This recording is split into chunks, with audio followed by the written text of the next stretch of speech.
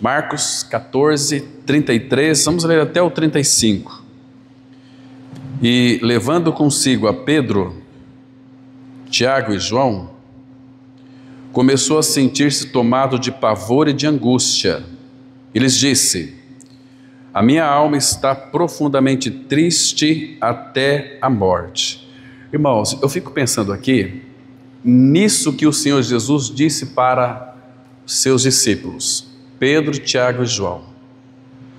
Observa que o Senhor da glória, que se fez carne, estava aqui, claro, habitando na pessoa do Senhor Jesus. Ele compartilhou algo com os seus discípulos. Imagina, esse Deus e Pai, que nós sempre recorremos a Ele em nome de Jesus, nas nossas aflições, nas nossas tristezas, nas nossas angústias, agora Ele compartilha algo que está no seu coração, na sua mente. Ele diz, eu acho essa palavra aqui muito linda, irmãos, muito preciosa. Por isso que ele disse assim: a minha alma está profundamente triste até a morte. Ficai aqui e vigiai. Imagina o Senhor da glória fazendo esta reivindicação, esse pedido para os seus discípulos. Irmãos, eu tenho percebido que nesses dias sempre teve, o Senhor, Ele tem reivindicações para fazer a nós também. Ele quer compartilhar também as suas dores, as suas tristezas, para que nós tomemos conhecimento delas, e muitas delas, irmão, nós já enfrentamos nesta vida, e vamos enfrentá-la muitas vezes, mas nós temos uma linda promessa de triunfar sobre essa tristeza. E o versículo 35 ele disse assim: e adiantando-se um pouco, prostrou-se em terra e orava para que, se possível, lhe fosse poupada aquela hora. Vamos ter uma palavra de oração, irmãos. Pai, te damos graças, porque Tu tens aberto a Tua palavra para nós. Nos dá, nessa oportunidade, espírito de sabedoria, de revelação, no pleno conhecimento do Senhor. Queremos, ó Pai, contemplá-lo, ver a Tua face. Por isso, Pai, nós colocamos as nossas vidas em Tuas mãos. Abra os nossos ouvidos, para que ouçamos a Tua voz que é serena, a Tua voz que ela é perscrutadora, a Tua voz que muitas vezes nos abala, porque o Senhor deseja remover aquelas coisas que são abaladas, para estabelecer aquelas que não são abaladas. Por isso, quando recebemos o Senhor Jesus Cristo, nós recebemos um reino inabalável. Pai Santo, pela graça que já foi revelada em Cristo, faz com que ela tome cada dia mais forma em nós, para que a gente possa, Pai, não se abalar com aquilo que irá acontecer, ó Pai, ao nosso redor, e que está acontecendo talvez na vida de muitos irmãos. O Senhor sabe e conhece os corações. Nós sabemos, ó Pai, que quando a nossa confiança está no Senhor, nada poderá nos abalar. Pai, que assim seja da Tua parte para conosco, porque nós sabemos que o Senhor Jesus, Ele enfrentou toda circunstância, Pai, que lhe causou muita dor, que trouxe a Ele muito pavor. Pai Santo, por isso nós suplicamos ao Senhor, nos dê esta dimensão espiritual, esta iluminação da nossa mente e coração, para contemplarmos, ó Pai, a Tua face, para desfrutarmos, ó Pai, da Tua doce presença que habita em nós. E assim, Pai, possamos caminhar até a glória, porque nós sabemos pela palavra que Tu mesmo já nos supriu todas as coisas naquilo que concerne a vida e a piedade, pelo nosso conhecimento completo do Senhor. Então, Pai, nesta oportunidade, fala conosco a Tua igreja, se revela a nós, se manifesta a nós. Nós oramos em nome de teu Filho Jesus. Amém. Irmãos, vocês sabem que o Senhor Jesus ficou apavorado por um detalhe muito simples. É que, simples talvez para nós, mas para ele era de grande relevância e importância. Vocês sabem que o Pai e o Filho sempre esteve numa comunhão íntima, maravilhosa e real durante toda a eternidade. Desde quando o Filho foi gerado, o Pai o gerou para uma comunhão preciosa com o Filho. Irmãos, e nesse ponto, quando ele de fato viveu uma vida sempre unida ao Pai, naquela comunhão indissolúvel, o Senhor Jesus, ele entende, sabe tudo que é comunhão, mas nesse contexto aqui, onde a tristeza invadiu o seu coração, ele iria experimentar algo que faz parte da nossa essência: alienação, separação de Deus. Nós já nascemos separados de Deus por causa dos delitos e pecados. A palavra separação significa que nós estamos espiritualmente mortos para Deus e vivos para nós mesmos. Então Jesus nunca havia experimentado uma alienação. E essa palavra alienação é uma separação de Deus o Pai, como Paulo ele coloca muito bem lá em Efésios capítulo 2, versículo 13, que antes nós éramos pecadores, vivíamos segundo os nossos desejos e vontade, não havia em nós paz e sem Deus no nosso mundo interior. Então isso é alienação, mas agora em Cristo Jesus, vós que antes estavais longe, fostes aproximados pelo sangue de Cristo, porque Ele é a nossa paz. Então, por isso que o Senhor Jesus aqui, ele iria enfrentar algo que ele nunca enfrentou na sua eternidade, a separação de Deus o Pai. Isso trouxe para o Filho medo, pavor, angústia e tristeza. Então, irmãos, esse é um diagnóstico de todo ser humano também, que não tem a pessoa de Cristo morando no seu interior. Ela está alienada de Deus, separada de Deus, uma pessoa angustiada, uma pessoa triste, uma pessoa que não tem alegria no seu interior, porque Cristo é a nossa alegria. Então, irmãos, tristeza é um sentimento caracterizado pela falta de alegria, pela falta de ânimo, disposição e outras emoções que trazem satisfação para o nosso coração. Isso é tristeza. E a tristeza, mesmo nós sendo filhos de Deus, ela irá nos abater. Irmãos, mas nós temos tantas promessas na palavra de Deus. Tem uma que é muito conhecida no Salmo 30, versículo 5, quando o salmista disse assim, que o choro pode durar uma noite, mas a alegria vem pela manhã. Porque, irmãos, cada dia e noite que nós vemos a sofrer perda, dor, aquilo que nos causa muito tristeza, nós seremos lembrados pelo Espírito Santo que ela tem um fim em nossa vida, mas a alegria, não que ela vai nos deixar quando nós ficamos tristes. Alegria não é um momento, uma circunstância onde está tudo bem, agradável, onde os meus projetos, todos eles estão sendo bem elaborados, então eu estou alegre. Essa é uma alegria muito perigosa.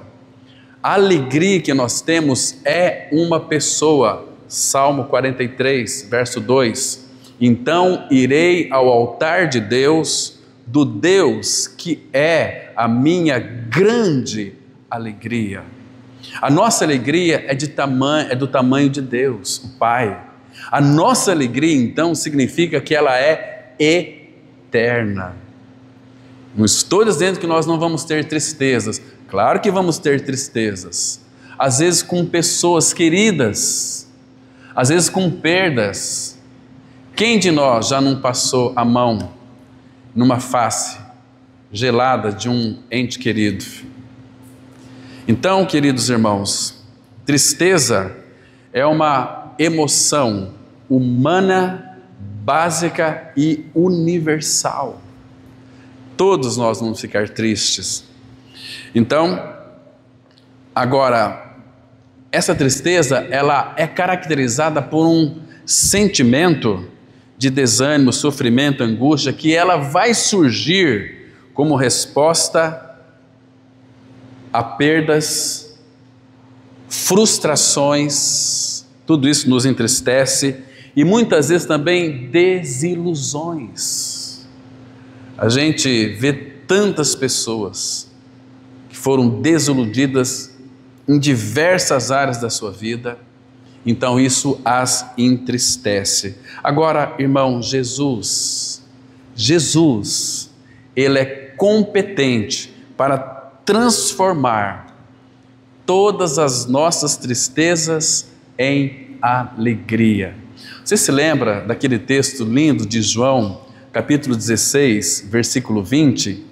Ali o nosso amado Senhor, Ele diz assim, João 16, verso 20: em verdade vos digo, que chorareis e vos lamentareis. Jesus está dizendo isto porque Ele disse para os seus discípulos que Ele iria para a cruz, que Ele seria crucificado e morto. Quando Ele disse isso, os seus discípulos ficaram entristecidos, ficaram desiludidos, ficaram frustrados. Isso trouxe para o coração daqueles discípulos, que caminhou com Ele ali 3 anos e meio, trouxe uma frustração muito grande. A tristeza os abateu, mas Jesus, providencialmente e intencionalmente, já foi logo trazendo para eles um bom ânimo.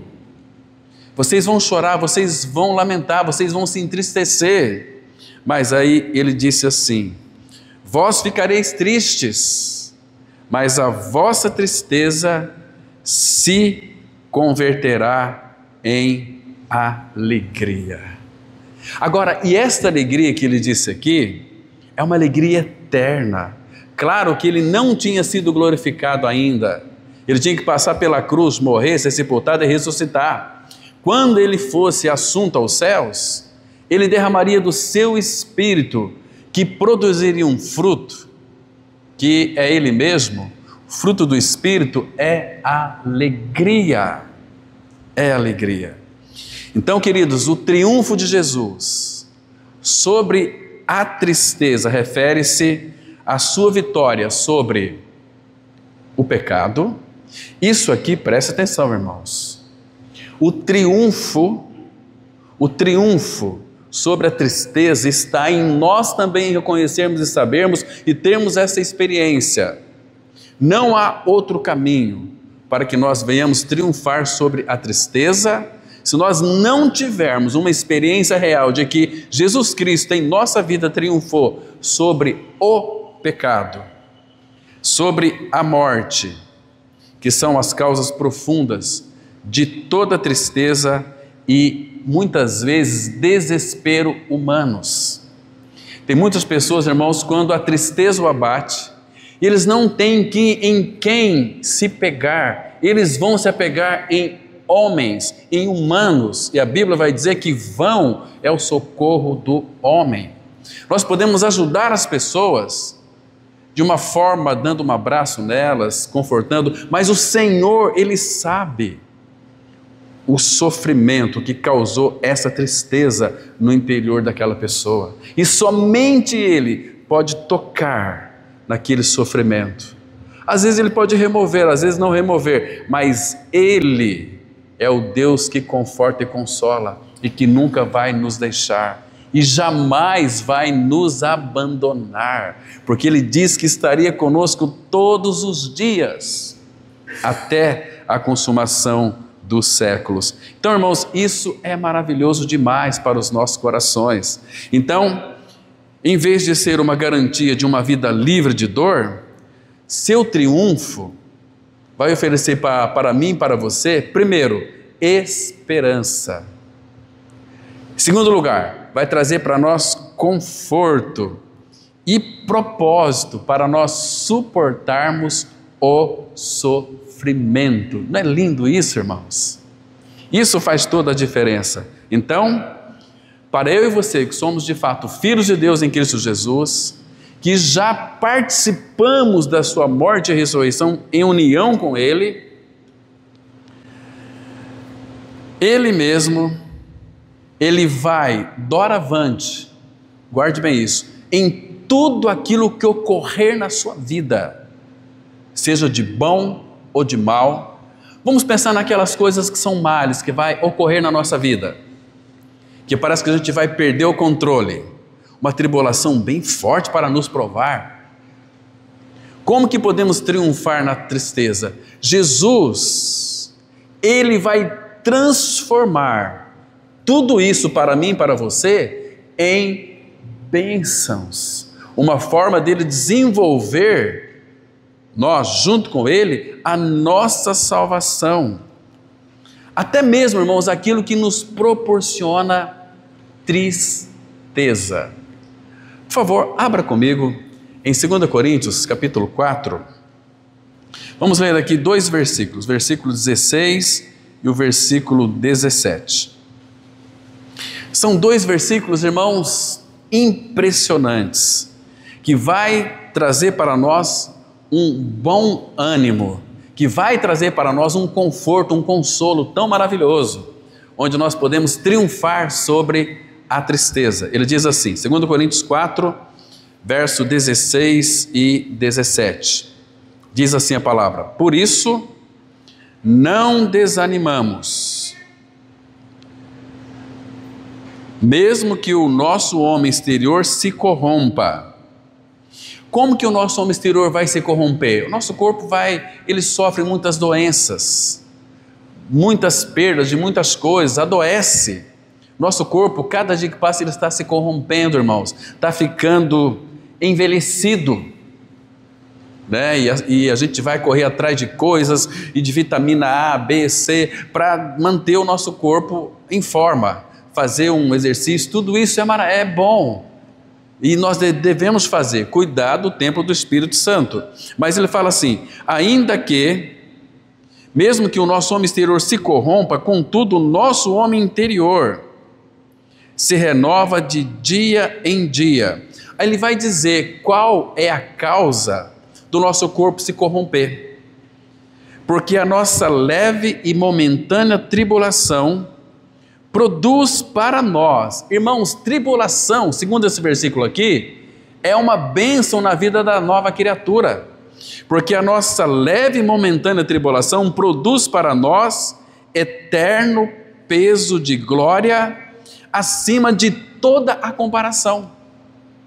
Irmãos, somente um crucificado com Cristo saberá administrar a tribulação com uma confiança de que esta tribulação fará ou terá nele um progresso de peso, de glória, acima de toda comparação. Irmãos, o que você acha que pode comparar de bom nesta vida debaixo do sol? Por melhor que você compare, você vai descobrir que é vaidade. Olha, e às vezes a gente se espelha, eu queria ser como tal pessoa, como isso, como aquilo. Não, irmãos, o que Deus tem para mim e para você, ninguém irá remover de nós. É algo único, é algo muito especial. E tribulação na nossa vida, queridos, não me interprete mal, é uma bênção, porque faz a gente crescer. A tribulação não permite que nós sejamos distraídos de Cristo. Porque se nós começarmos a sermos distraídos de Cristo, nós vamos entender a tribulação de uma outra forma. Ela vai trazer, ao invés de trazer progresso na nossa vida, ela vai trazer angústia, vai trazer desânimo.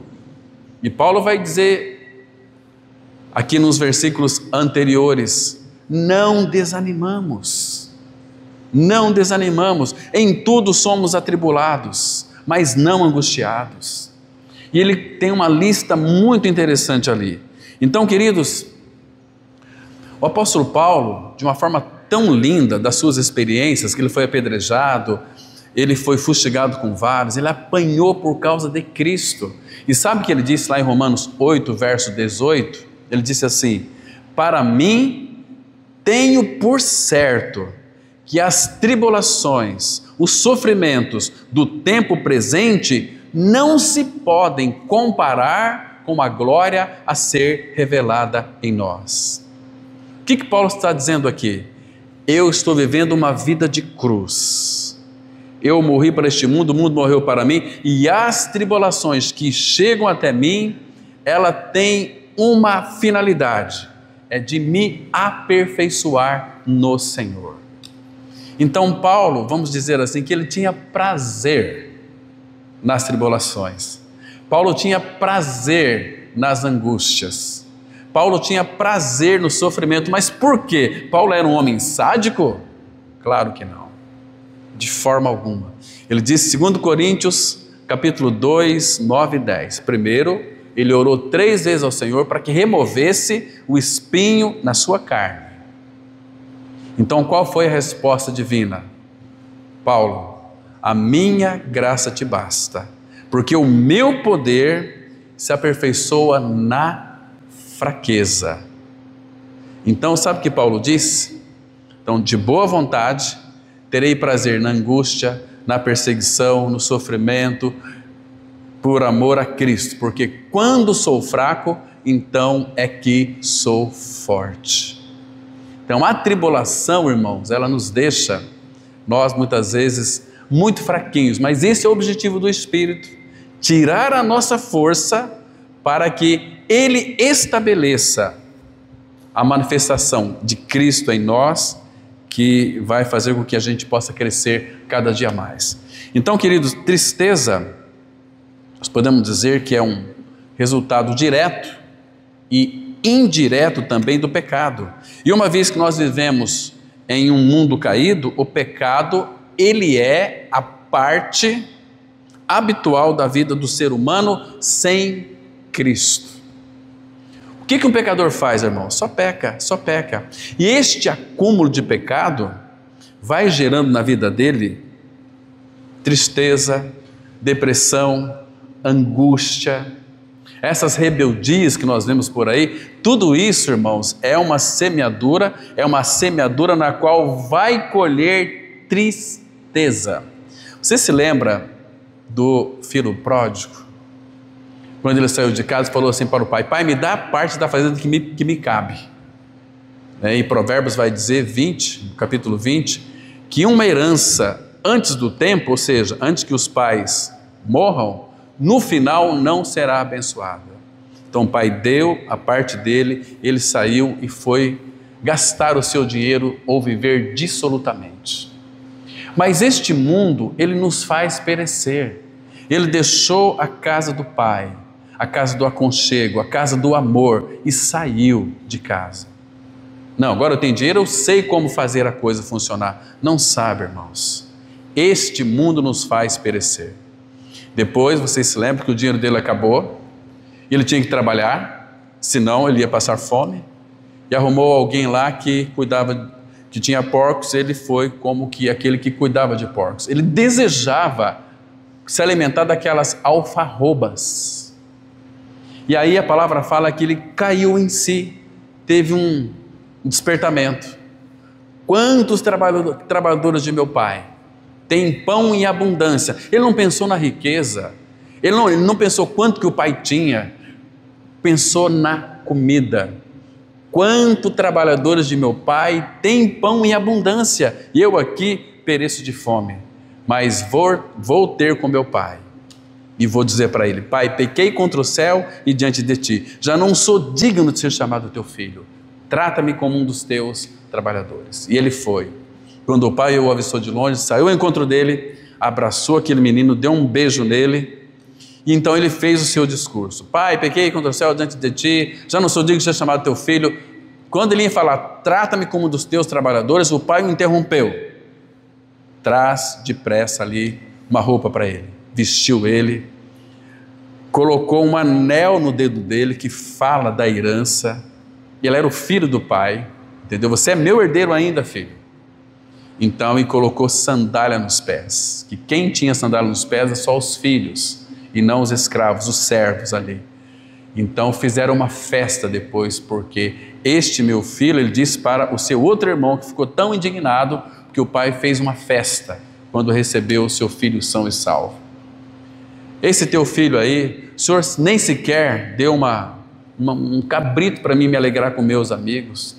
Aí o pai diz para aquele filho: filho, tudo que é meu é teu. Ali é uma linda figura do pai e do filho, porque Jesus disse a respeito do pai: tudo que meu pai tem é meu. Irmãos, não é lindo isso, irmãos, saber que porque nós somos filhos, o Espírito do Senhor testifica com o nosso espírito que somos filhos de Deus, filhos de Deus. E nós somos herdeiros de Deus e co-herdeiros de Cristo. Agora você imagina quem é o Pai?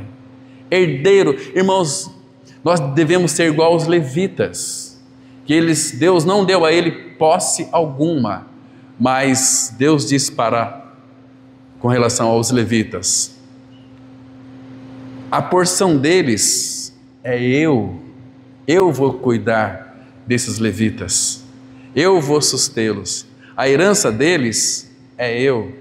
Isso está tão claro para mim e para você, lá em Efésios capítulo 1, versículo 18, que o texto lá, irmãos, é tão maravilhoso. Deixa eu ler para os irmãos aqui. Diz assim a palavra, Efésios 1, versículo 18, veja a herança que foi colocada em nós, irmãos, isso é lindo demais. A palavra diz assim: iluminados os olhos do vosso coração para saberdes. Então é preciso que o Espírito Santo ilumine o nosso coração, olhos do coração. Aqui você descobre, fazendo analogia, que o coração tem olho. Iluminados os olhos do vosso coração para saberdes qual é a esperança do seu chamamento, qual a riqueza da glória da sua herança nos santos. Irmãos, qual é a herança de Deus nos santos? Qual é o herdeiro do Pai? O Filho. Mas então, pela obra consumada que Cristo fez no Calvário, Ele nos incluiu na sua morte e ressurreição e veio para dentro de nós. Nós temos em nosso interior a herança de Deus, que é o Filho. Então precisamos, irmãos, recorrer ao Espírito Santo da graça para que Ele ilumine os olhos do nosso coração para nós sabermos qual é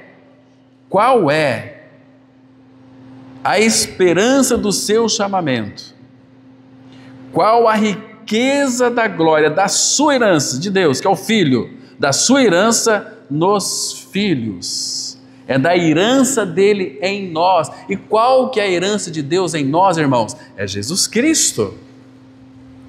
Então, por causa da nossa união com Cristo, o Pai aceitou tudo aquilo que Cristo é e fez.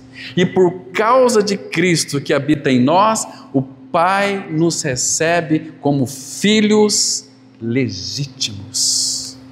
Porque nós estamos unidos a Cristo. Então, irmãos, não fique muitas vezes assim, desanimado, porque o Filho ama o Pai com amor eterno. Na mesma proporção que o Pai ama o Filho, o Pai também nos ama. Leia depois em João 17, a partir do versículo 19, aqueles últimos versículos de João 17. Você vai descobrir, e ali tem motivos de sobra para se alegrar. Ele fala assim: o amor com que tu me amaste esteja neles também. Olha que lindo, irmãos. Deus prova o seu próprio amor para conosco pelo fato de ter Cristo morrido por nós, sendo nós ainda pecadores. Ainda éramos pecadores, foi quando Ele morreu. Mas pela ressurreição, Ele fez de nós santos e amados no Senhor. Fez de nós filhos. Vede que grande amor nos tem concedido o Pai, a ponto de sermos chamados filhos de Deus. Irmão, você sabe o que significa ser filho de Deus em Cristo Jesus? Filho, nós somos filhos de Deus, filhos do Pai, que criou todo este universo pela palavra e a sustenta pela palavra. Ele sustenta eu e você também. Nele, diz Paulo aos Colossenses, nele tudo subsiste. Efésios 1,3 fala, sustentando todas as coisas pela palavra do seu poder. Então Ele sustenta-nos. Se é todas as coisas, Ele sustenta você e a mim. Vocês se lembram que Atos, capítulo 17, vai dizer o seguinte, que nele nós vivemos, nós existimos, nós movemos, nós nos levantemos, nele nós respiramos. Queridos, sem ele nada podeis fazer. Ele diz, sem mim nada podeis fazer. Então ele sustenta o ímpio, ele sustenta os ingratos, ele sustenta todos e tudo, irmão. Mas com os filhos dele, ele tem um carinho muito especial. Ele nos ama com um amor, irmãos, não tem interrupção o amor de Deus em nós. É um amor que ama, é um amor que está junto, que pega firme conosco. É um amor que Isaías 61 vai dizer o seguinte, na angústia deles, ele também foi angustiado. E se nós vivemos uma vida conectados com Cristo Jesus, todo sofrimento que nós haveremos de passar, que vai nos causar tristeza, o próprio Deus e Pai, a Trindade, sofrerá junto conosco. Ele não é aquele Deus distante, ausente, não. Ele é bem presente na tribulação. Entende, irmão? Então ele sofre conosco. Tudo aquilo que toca você, aquelas pessoas que porventura infligem dor na sua vida, infligem perseguição na sua vida, é por permissão dele, para o nosso aperfeiçoamento. Mas depois Deus vai tratar com essas pessoas que nos afligiram. Queridos, estão perdidos. Então, irmãos, o privilégio nosso é muito grande diante do Senhor. Então nós temos motivos de sobra para nos alegrarmos. Tiago 1:2 diz assim, irmãos, tende motivo de toda alegria o passardes por várias provações, não apenas uma. Quanto mais tribulação deve ser motivo para nós nos alegrarmos. O que isso significa? É uma vida de cruz. Não é um cristianismo blá blá blá. Não é um cristianismo de oba-oba, aleluia, glória a Deus, etc. Irmãos, eu essa semana conversei com uma pessoa e ela ficou muito chateada comigo, porque eu conheço essa família. Ela disse para mim o seguinte, não, a minha família, ela em casa é família de Deus. Falei, olha, desculpa, mas não pode, talvez você tenha crido, mas você não pode dizer que a sua esposa, seus filhos é família de Deus, se eles não creram. Não, mas tem promessa. Não é. Pare com isso, irmãos. Lá em casa, a família de Deus é todos que creem em Cristo Jesus. Não confunda as coisas. Não confunda um parente consanguíneo teu falando que é a família de Deus, porque não é. São a tua família aqui, carnal. Mas se você creu, você é a família de Deus. Agora, se toda a tua família crê no Senhor Jesus Cristo, toda a tua família é família de Deus, e você poderá dizer, como Josué disse lá em Josué, capítulo 24, versículo 15, eu e a minha casa serviremos ao Senhor. Entende, irmão? Porque agora os da minha casa são família duas vezes, consanguíneos e também família de Deus, porque eles creram em Cristo Jesus. Aí a pessoa ficou muito chateada comigo. Irmãos, eu também não estou preocupado, não. Nós temos que falar a verdade, doa quem doer, irmãos. Não podemos, como disse Ezequiel, capítulo 2, ter medo de cara feia. Não, temos que falar a verdade. Sabe por que nós não somos perseguidos? Porque nós somos covardes. Nós não falamos a verdade para o povo. Nós negociamos a verdade. A verdade dói, ela machuca, mas ela tem um poder de libertar. Conhecereis a verdade e a verdade vos libertará. E a verdade é o Filho. Se, pois, o Filho vos libertar, verdadeiramente sereis livres. A pessoa tem uma ideia de que foram libertos, porque falaram para elas e elas acreditaram, mas não tiveram uma experiência com Cristo Jesus. Isto é terrível, é nocivo. Por isso que tem tantos crentes que, misericórdia, irmãos, é um arraso. É terrível demais, irmãos. Então, queridos, é por isso que, se você ler os Salmos, você vai descobrir que eles estão cheios ali, os Salmos estão cheios de Davi derramando a Deus a tristeza do seu coração. Davi era um homem muito triste, mas Davi ele era vitorioso em todas as batalhas, ele não ficava feliz por isso, embora fazia parte, mas Davi ficava triste pela rebeldia do seu povo. E Davi foi um homem muito rebelde, percebe, irmãos? Agora, por isso, a nossa confiança em Deus, guarde bem isso aqui, irmãos, por favor. A nossa confiança em Deus, ela nunca, presta atenção, ela nunca é infundada. Vamos ler um texto aqui, Salmo 13, versículos 5 e 6. Salmos 13, versículos 5 e 6. Aqui Davi está falando de uma situação muito interessante. Então, Davi, ele derramava seu coração diante do Senhor, as suas tristezas. E ele disse assim, esse Salmo 13 é muito interessante, irmãos, depois leiam ele em casa. Verso 5, no tocante a mim, confio na tua graça. Irmãos, Davi confiava na graça do Senhor. Regozije-se o meu coração na tua salvação. Irmãos, quando você vê um crente, um evangélico aí, que tem tristeza, todo filho de Deus vai ficar triste.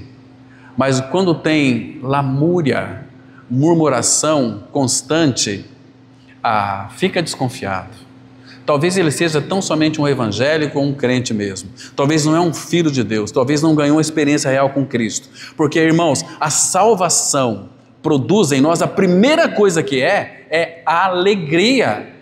Desde quando foi anunciado que Cristo nasceu, ou viria, quando ele nasceu, lá em Lucas, capítulo 1, ele dizendo para os pastores, os anjos, eis que vos trago boas novas, que será de grande alegria para todo o povo. É que vos nasceu hoje, na cidade de Davi, o Salvador, que é Cristo o Senhor. E quando cremos em nossa identificação com Cristo, na nossa morte e ressurreição, a alegria vem para dentro de nós. E essa alegria que é Ele nos possui, irmãos. Não é nós que temos alegria, a alegria é que nos tem. Quando eu tenho alegria, ela pode escapar pelos vãos da minha mão, mas é a alegria que me tem. Ele é o Senhor da alegria, eu sou dele, ele é meu. Entende, irmãos? Infelizmente, ele tem muito pouco de nós. Você tem Cristo, Cristo é a minha vida, mas a pergunta deve ser diferente. Quanto que ele tem de você? Quanto que Cristo ele tem de você? Conquistado o teu coração, conquistado a tua vontade, conquistado os teus pensamentos, conquistado as tuas emoções. Porque, irmãos, os nossos assuntos, eles são, irmãos, quando a gente se reúne para uma comunhão, vamos supor assim, uma comunhão normalmente domingo, vamos ter aqui uma comunhão, vamos tomar as nossas refeições juntos. Quando nós terminamos de ouvir a palavra, sentamos na mesa junto com os irmãos, qual é o nosso assunto, irmãos? Será que é Cristo? Se não for Cristo, irmãos, aquela comunhão não é uma comunhão na qual Ele se agrada. Nós temos que partir o pão um para com os outros. O pão, que é Cristo. Falar dele. Olha, irmão, seria tão interessante, todo final de semana, como nós nos reunimos, né? Falássemos um para o outro. Olha, essa semana eu tive uma experiência tão graciosa com Cristo. Essa semana eu conheci algo mais dele, eu quero compartilhar contigo. Cristo, Ele mostrou na sua palavra e me deu essa experiência. Nós não compartilhamos isso, irmãos. A gente compartilha futebol, compartilhamos, a semana foi tão dura, sabe? Quase que eu desisti. Para mim vir para a reunião da igreja hoje, foi um esforço muito grande.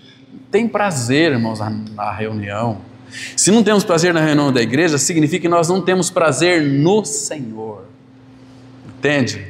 Agora, Ele tem prazer em nós, Ele quer triunfar sobre as nossas vidas. E o versículo 6, ele diz assim, cantarei ao Senhor, porquanto me tem feito muito bem. Irmãos, veja o que o Senhor, lendo os Salmos de Davi, o que o Senhor fez na vida de Davi. Davi foi o outro homem que sofreu, era um homem muito atribulado, mas cantarei. No Salmo 63, ele diz assim, que pedindo para o Senhor, que gostaria de ver do Senhor, ele fala assim: ó Deus, Tu és o meu Deus forte, e eu te busco ansiosamente. Davi, você era ansioso? Não, ele tinha uma ânsia muito grande pelo Senhor aqui. A minha alma tem sede de ti, meu corpo te almeja, como terra árida e exausta, sem água. Irmãos, quando foi a última vez que você disse para o Senhor que a tua alma tem sede dele? Quando foi a última vez? Não vou nem falar que ama, mas, irmãos, Deus deseja ouvir dos nossos lábios: Pai, eu te amo tanto, Pai, eu te amo. Às vezes a gente fala amo para um gatinho, para um cachorro, e não para o Pai. Entende, irmãos? Quando foi que você disse para o seu irmão que você o ama? Não falou porque não ama. E a palavra fala, as cartas de Paulo estão recheadas, irmãos, daquilo que proporciona alegria para nós. Sabe o que é? Amai-vos uns aos outros ardentemente, porque o amor cobre multidão de pecados. Quando nós não amamos nossos irmãos, o que nós vamos ver nos irmãos? Um monte de pecados, um monte de erro. Ai, como é esquisito, ai, como é estranho aquele irmão. Não, porque não ama. Quando ama, você não consegue enxergar defeito no seu irmão. Você vai ver, olha, leia somente as cartas de Paulo, não precisa ler todas. Marca no caderninho quantas vezes aparece um imperativo do Senhor: amai-vos uns aos outros, amai-vos. Você vai ficar impressionado e vai olhar para a sua vida e vai dizer o seguinte: Senhor, como eu estou em falta, porque a única dívida que nós temos que pagar é essa. Lembra lá de Romanos capítulo 12? A ninguém fiquei devendo coisa alguma, a não ser o amor que tem de uns para com os outros. É uma dívida maravilhosa, mas é uma dívida que Ele já nos deu o dinheiro para nós pagarmos ela. O amor de Deus é derramado em vossos corações pelo Espírito que lhes foi dado. Então nós temos o amor de Deus, então vamos dividir este amor. Só que quando você ama seu irmão, você vai ficar surpreendido. A alegria vai encher o seu coração, e de lá para cá vem amor de Deus também. E quando se encontra, irmãos, é maravilhoso demais. Você não tem como deixar seu irmão, você não tem como viver uma vida isolada do seu irmão, mas se você não ama, irmãos, sai da redoma de vidro. Deus não blindou você neste mundo, não. Ele protege você com o poder dele mediante a fé. Ou seja, tem que crer que todos os dias eu sou guardado pelo poder de Deus mediante a fé nele. Agora, o que nós estamos fazendo com o amor de Deus? Tá certo, irmãos? Temos que prestar atenção nisso. Thomas Watson, irmão do século passado, ele dizia o seguinte, olha, que o cristianismo não é a remoção do sofrimento, mas a adição da graça para suportar o sofrimento triunfante. Deixa eu repetir. O cristianismo não é a remoção do sofrimento, mas a adição da graça para suportar o sofrimento triunfante. Que lindo é isso aqui, irmãos. Por isso que a nossa tristeza, ela pode ser vencida quando você compreende a verdade de que Jesus Cristo venceu a morte. Quer saber onde foi que Jesus triunfou sobre o pecado, a morte, a lei, tudo? Abra comigo, por favor, em Colossenses, capítulo 2, versículo 14 e 15. Colossenses 2, 14 e 15. Temos aqui uma declaração tão maravilhosa, irmãos. Você vai verificar e descobrir onde foi que Jesus triunfou. Colossenses 2, 14 e 15 diz assim: tendo cancelado o escrito de dívida que era contra nós e que constava de ordenanças, o qual nos era prejudicial, removeu inteiramente, encravando na cruz. Então aqui ele pagou, ele cumpriu toda a lei, todas as ordenanças do Pai, cumpriu, e como estava pago, ele colocou lá na cruz, cravou lá. Ou seja, você não deve mais nada para o Pai. E agora veja aqui mais, verso 15. E despojando. Irmãos, essa palavra despojar, ela é muito interessante. É você tirar aquilo que... Como é que nós podemos despojar? Por exemplo, vamos supor, se morre alguém da tua família e o guarda-roupa está cheio de roupas novas. Então você pode despojar, dar aquelas roupas para alguém, despoja. Então nós morremos com Cristo, agora nós podemos despojar, e despojando de nós, olha só quem nos dominava, despojando os principados e as potestades. Nós éramos dominados por principados e potestades. Eu não conseguia me despojar deles, mas eu morri. Então agora eu posso despojar os principados e as potestades, publicamente os expôs ao desprezo, triunfando deles na cruz. Irmãos, a vitória de Jesus Cristo parece uma contradição, porque Jesus triunfou deles na cruz. Cruz é lugar de morte, irmãos. Como pode Jesus triunfar deles na cruz? Porque ali era o Deus encarnado que estava morrendo. E que mistério! Aquele que é eterno e não morre, morre ali na cruz. Jesus morreu. Então, no Getsemane, quando ele estava ali agonizando, no Getsemane, a ponto dos seus capilares ali se romperem e verter lágrimas, gotas de sangue, suor como que de sangue. Imagina o pavor que ele suportou ali, porque ele estava vendo que logo, ele estava à sombra da cruz, no outro dia ele seria separado do Pai, daquela comunhão, porque ele só entendia de comunhão, sabe o que é comunhão, mas nós, alienação é um problema nosso, não dele, e ele iria ser alienado do Pai. Isso trouxe pavor para ele.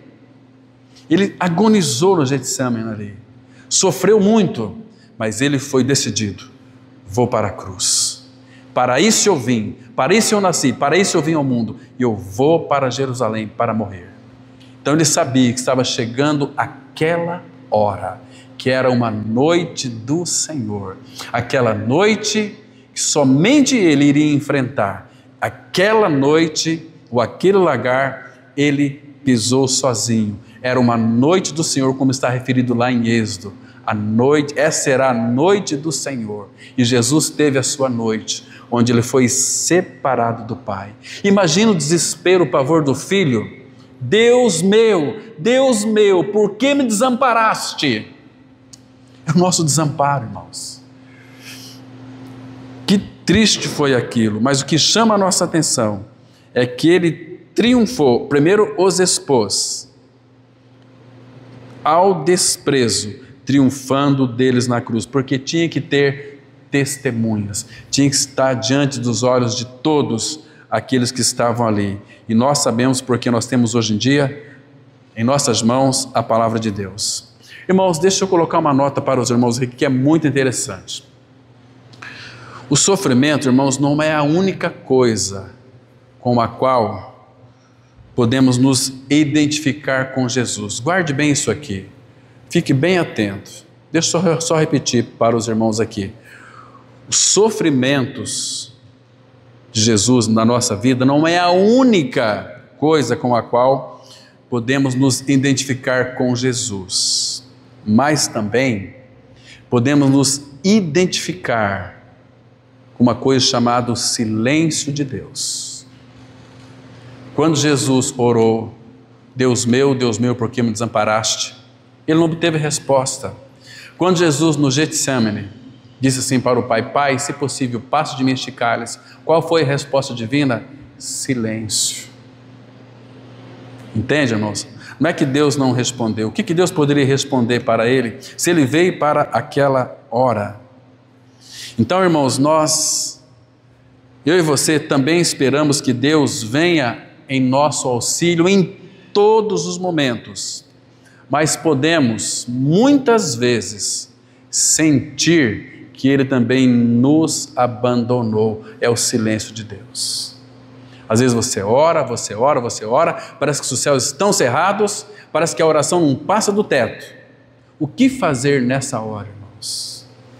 Agora é um detalhe muito importante. Você e eu devemos confiar naquilo que Ele disse. Porque Jesus, Ele sabia para o que veio. Ele sabia que iria enfrentar um momento que lhe causaria pavor e desespero e desamparo também. Queridos, muitas vezes você vai perceber, parece que Deus não está presente. Lembra de Isaías 45, versículo 15? Lá está escrito assim: verdadeiramente tu és um Deus misterioso. A palavra misterioso no hebraico significa que se oculta. Às vezes Deus se oculta de nós.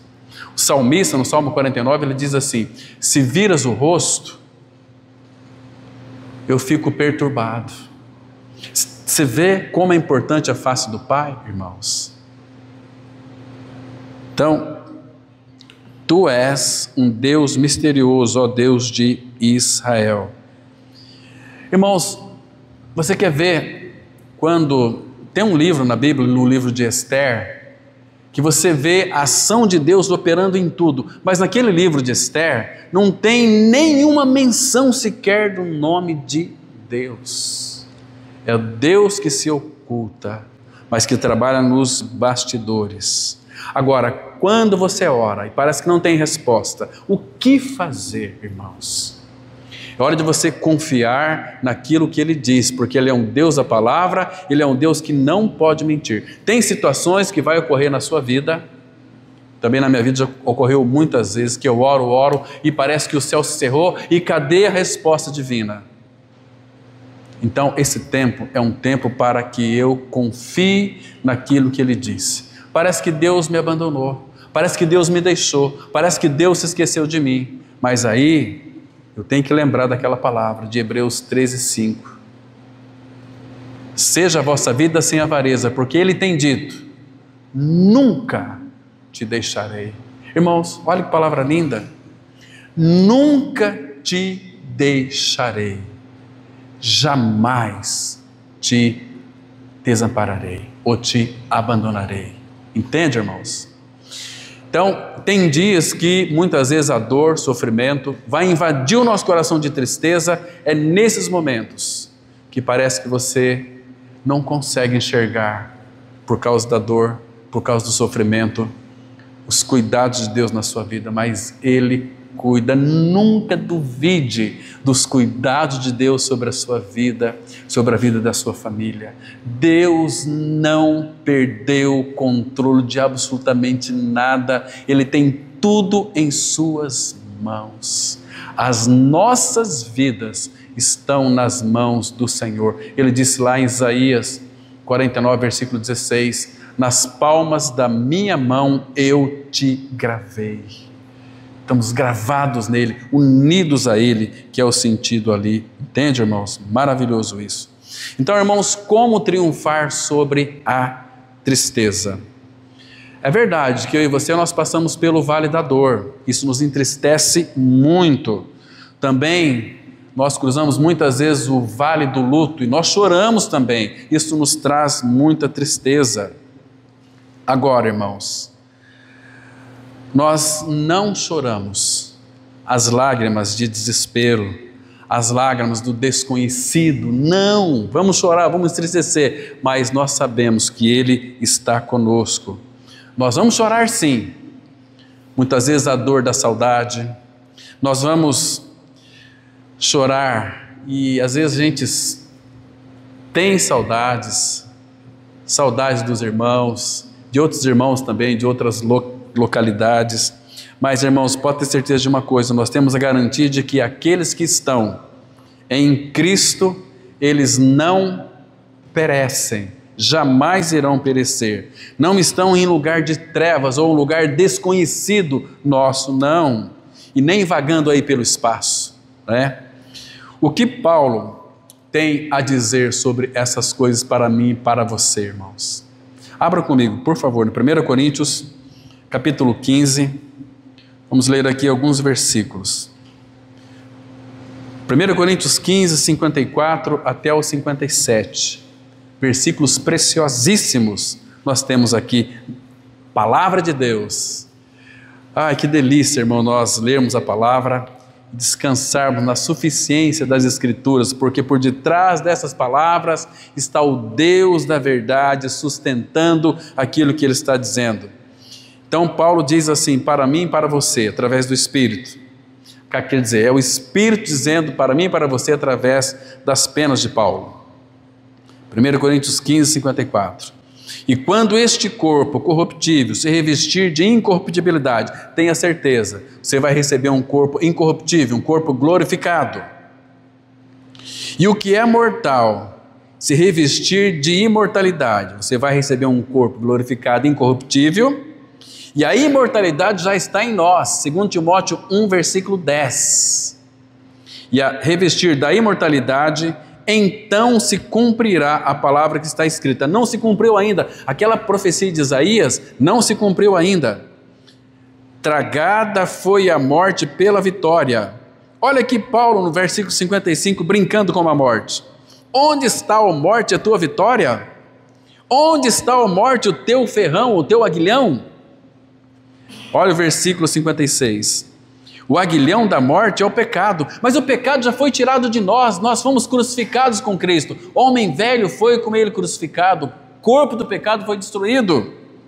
Então, o aguilhão da morte é o pecado, e a força do pecado é a lei. A lei vai mostrar que nós somos pecadores e que nós não temos condições de cumprir nada, mas Cristo cumpriu. Agora, olha o 57. Graças a Deus que nos dá a vitória por intermédio de nosso Senhor Jesus Cristo. Nós já temos a vitória em Cristo Jesus, irmão. Já é nossa, nós temos a redenção. Irmãos, existe aqui algum motivo para nós ficarmos tristes? O que é triunfar sobre a tristeza? Quando estiver bem triste, lembre-se que o vencedor venceu. Cristo, Senhor da glória. Ele adentrou os céus, rasgou os céus e foi para a glória. E nós estamos nele pela fé, morrestes, e a vossa vida está escondida com Cristo em Deus. Quando Cristo, que é a nossa vida, se manifestar, então também vós, cada um de nós, sereis manifestados com Ele em glória. Vai ser um grande dia, irmãos. Você não anseia por esse dia? Esse é um Maranata verdadeiro. Entende, queridos? Então, queridos, o Senhor Jesus já levou a minha e a sua condenação que você deveria receber lá na cruz do Calvário em seu corpo.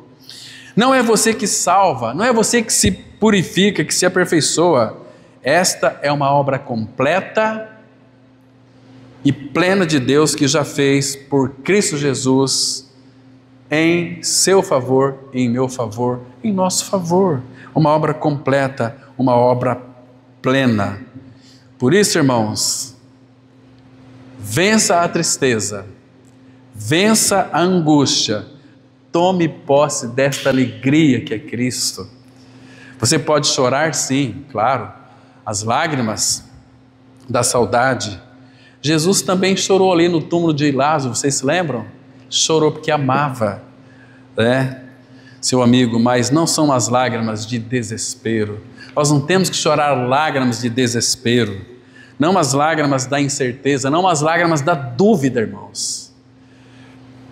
Tenha toda a convicção de que logo nós estaremos face a face com o nosso Senhor Jesus Cristo, com o nosso bendito Deus e Pai.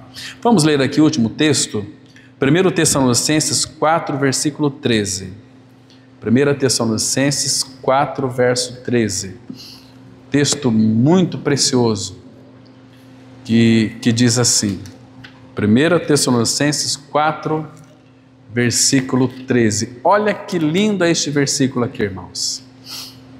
Não queremos, porém, irmãos, que sejais ignorantes com respeito aos que dormem, para não vos entristecerdes como os demais, que não têm esperança. Está vendo aqui? Olha o 14.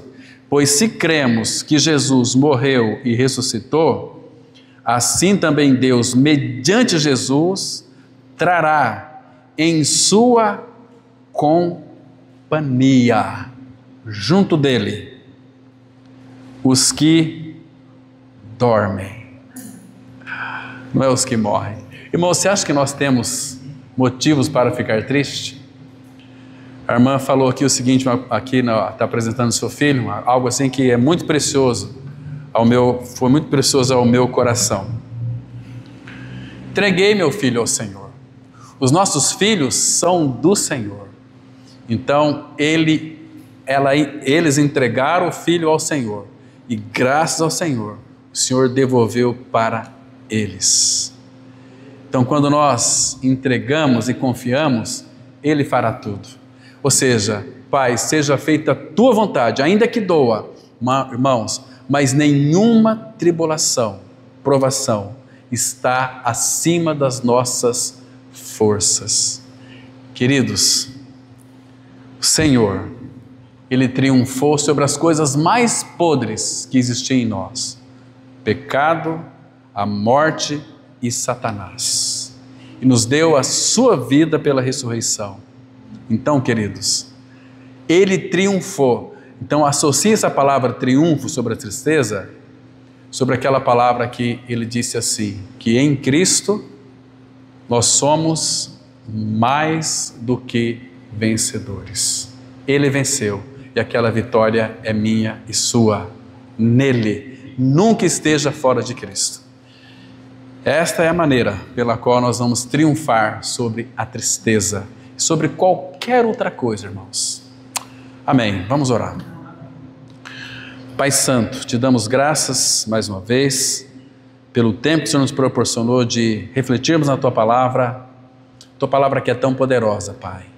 Sabemos que Jesus sofreu tudo por nós, a sua tristeza ali no Getsemane, o seu pavor, mas foi com uma finalidade maravilhosa, de nos proporcionar vitória em tudo aquilo, Pai, que sirva de obstáculo para nós, que vai muitas vezes nos trazer tristeza. Mas nós sabemos que essas tristezas serão convertidas em alegria, porque o Senhor da glória habita em nós, nosso amado Senhor. Obrigado por esse tempo, Pai, faz frutificar essa verdade em nossos corações. Em nome de Jesus nós oramos. Amém.